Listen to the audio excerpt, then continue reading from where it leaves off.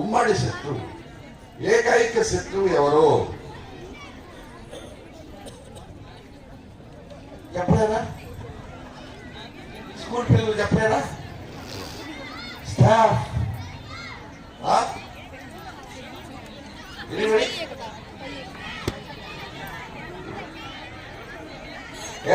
Pollution, కాలుష్యం. ప్రపంచం మొత్తానికి ఉమ్మడి శత్రువు కాలుష్యం. ఈ కాలుష్యాన్ని ప్రపంచం మొత్తం కలిసి ఈ కాలుష్యం మీద యుద్ధం చేయాల్సిన పరిస్థితి. నువ్వు నేను ఒకరిద్దరు కాదు, ప్రపంచం యావత్తు 750 కోట్ల మందిని అన్ని దేశాలు కలిసి ఈ కాలుష్యం మీద యుద్ధం ప్రకటించాలి. ఈ కాలుష్యం పోగొట్టాలి, మనందరి ఆరోగ్యాన్ని కాపాడుకోవాలి. అవునా? సో ఇప్పుడు ఈ ప్రపంచం మొత్తం చేసే యుద్ధంలో మన ఒంగోలు పాత్ర ఏంటి? మన ఒంగోలు పాత్ర ఏంటి? మనం ఏం చేయాలి చెప్పండి? మనం ఏం చేయాలి?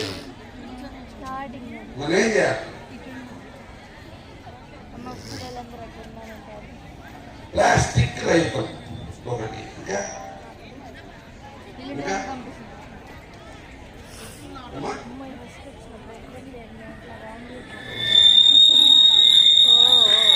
చెట్లు నాటాలి. ఓకే, ఇంకా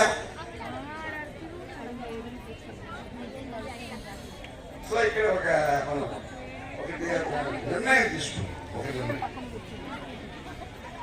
ఈ కాలుష్యాన్ని వ్యతిరేకించడానికి, కాలుష్యాన్ని మనం కాపాడుకోవడానికి మన ఒంగోలుని గ్రీన్ ఒంగోలుగా తయారు చేద్దాం.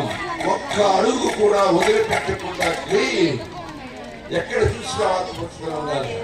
మీ ఇంట్లో కాలుష్యంలో కావచ్చు, బజార్లో కావచ్చు, ఎక్కడ కాలుష్యాలు ఉంటే కావచ్చు, ఎక్కడైనా సరే గ్రీనరీ ఉండాలి తప్ప భూమి కనపడకుండా ఒంగోలు పట్టడాన్ని గ్రీనరీగా తయారు చేసుకోగలిగే రోజున కాలుష్యం మనం ఏమి చేయలేము. అవునా? అంతా ఏకీపిస్తారా? అంతా ఏకీపిస్తారా? ఏకీపిస్తే ఒకసారి కడతాడతో ఉందా? ఏకీపిస్తారు. So green Ongole, green Ongole final. Green Ongole anonymous గా మనం కూడా ఒప్పుకున్నాం. రేపటి నుంచి బిగిన్ చేయండి మొక్కలు నాటకం. బయట కూడా పెట్టాం స్టాల్స్, మొక్కలు పెంచలేదు. సో ప్రతి ఒక్కరూ రేపటి నుంచి మొక్కలు నాటకం అలవాటు చేసుకోండి. Thank you.